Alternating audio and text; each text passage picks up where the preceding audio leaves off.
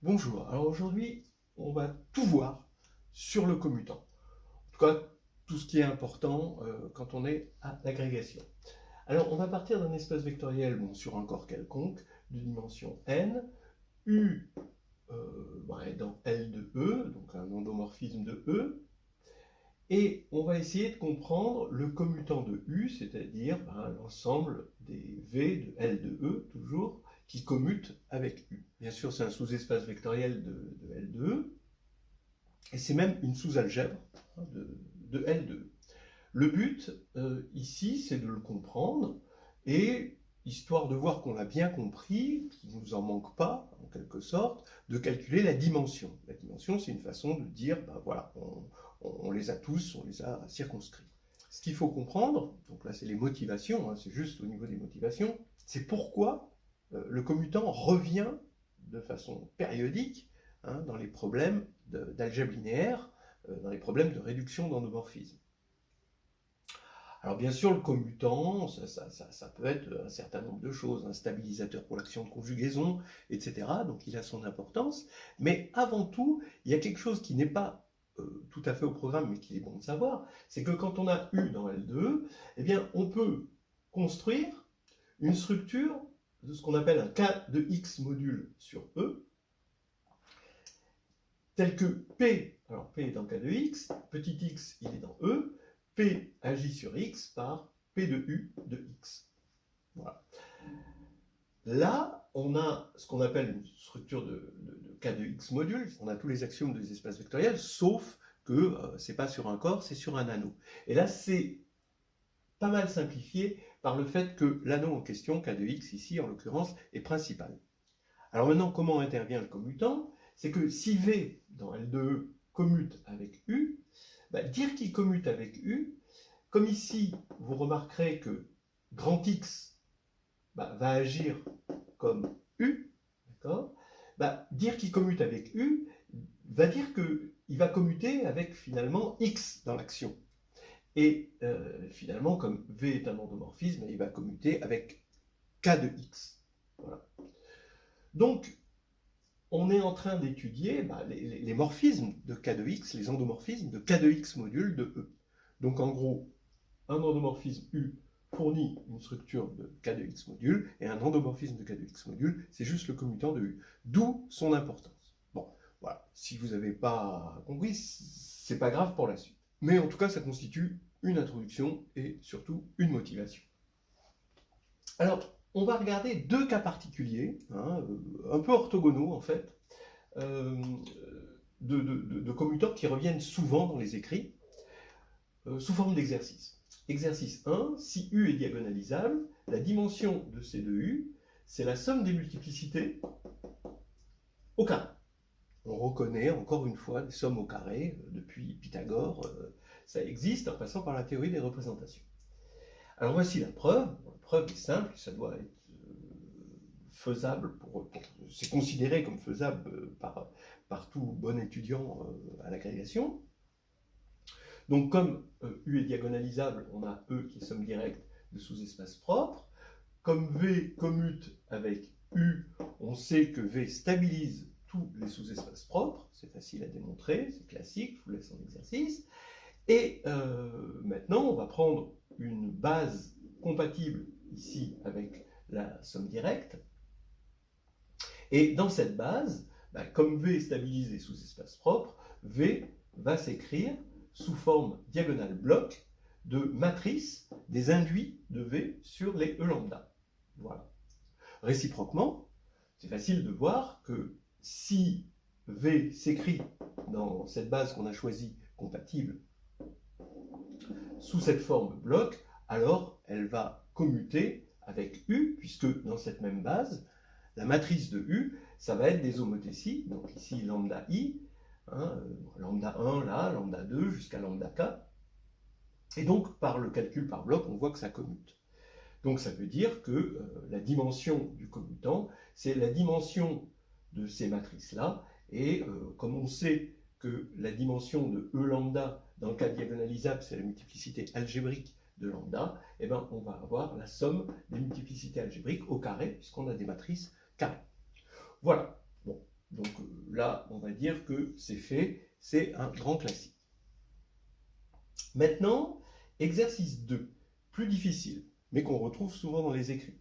S'il existe x dans E, tel que E est de la forme l'ensemble des P de U de x avec P appartenant à K de x, donc tous les éléments de E peuvent s'écrire sous la forme P de U de x, alors dans ce cas-là, la dimension du commutant de U, c'est n, c'est-à-dire la dimension de E.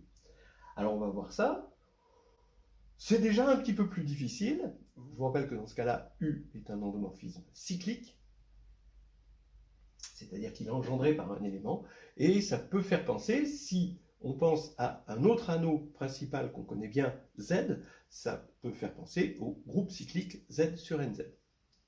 Alors allons-y, on a pour la preuve, on montre d'abord que x, U de x, U, n-1 de x est une base de E. Alors pourquoi? On part de Y dans E, et on va montrer que c'est une famille génératrice, c'est-à-dire que Y se décompose là-dedans.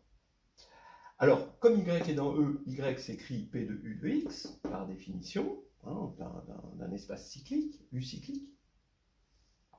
Et P, vous voyez bien qu'il y a de l'arithmétique là-dedans, évidemment, on va utiliser l'arithmétique de K de X, et on va diviser P, division euclidienne, par le polynôme caractéristique de U, qui U. Donc on a un quotient et un reste. Le reste est de degré inférieur ou égal à n-1. Ce qui va faire que y, qui est égal à p de u de x, donc ici on évalue en u, mais quand on va évaluer en u, par Cayley-Hamilton, là ça va faire 0. Donc p de u égale r de u. Ce qui va faire que y, qui est égal à p de u de x, est égal à r de u de x. Bien. Mais r, comme il est de degré inférieur ou égal à n-1, r de u de x, ça va s'écrire là-dedans, avec les coefficients de r, ici. Donc ça veut dire qu'on a une famille génératrice, et comme il y a le bon nombre, eh ben, il y en a n, une famille génératrice à n éléments, c'est une base. Donc ici, on a une base de E. Maintenant, on va regarder un élément V de C de U. Donc c'est un élément qui commute avec U.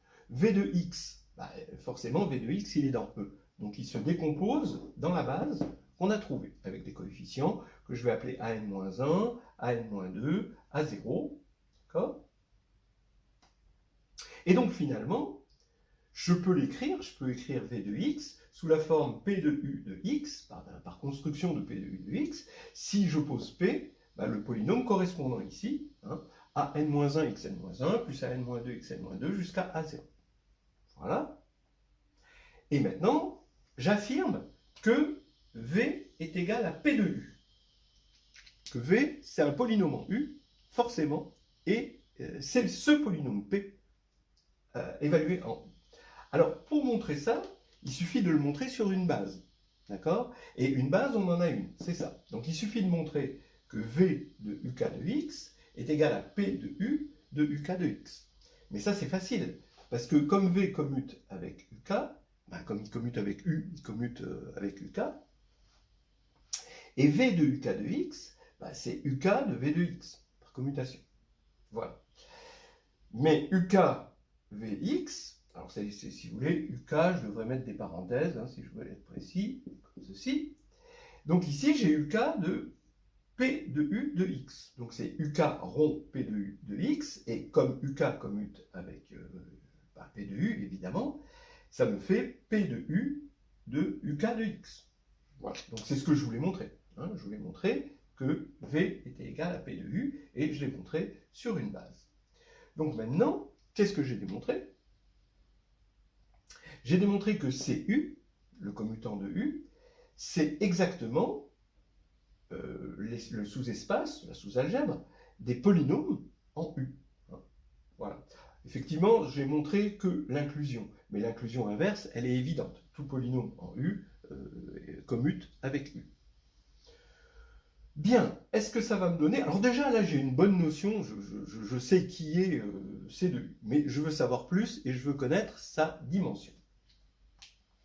Alors, je remarque que K de U, Bien sûr, ça c'est bien connu, c'est le quotient de k de x par le polynôme minimal. Effectivement, à un polynôme p, on associe p de u, c'est l'évaluation dans u, et le noyau est engendré par définition par le polynôme minimal de u. Donc ça veut dire, comme le polynôme minimal par Cayley-Hamilton, il divise le polynôme caractéristique, ça veut dire que son degré est plus petit ou égal à n, et son degré est égal à cette dimension. Donc ce que j'ai démontré pour l'instant, c'est que la dimension de k de u est égale à la dimension de mu u, qui est inférieure ou égale à n. Voilà. Donc la dimension de cu, puisqu'on a égalité, est inférieure ou égale à n. Bien. Maintenant, on va montrer que c'est supérieur ou égal à n, puisqu'on veut montrer que c'est égal à n. Alors on a un autre morphisme d'évaluation, qui est un polynôme q de u, ici, associe q de u de x. C'est un morphisme, mais il est surjectif ici, parce que u est cyclique. Donc, comme c'est surjectif, forcément, la dimension ici est plus grande que la dimension ici. Ça, c'est la base de la surjection. Donc, ça veut dire que la dimension de cu, c'est-à-dire k de u, est supérieure ou égale à la dimension de e, c'est-à-dire n. Donc, entre les deux, ça fait égal n. Entre parenthèses, vous remarquerez qu'on a démontré en même temps que le degré du polynôme minimal est égal à n. Donc, le polynôme minimal est égal au polynôme caractéristique. Voilà, ça c'était juste la mise en bouche.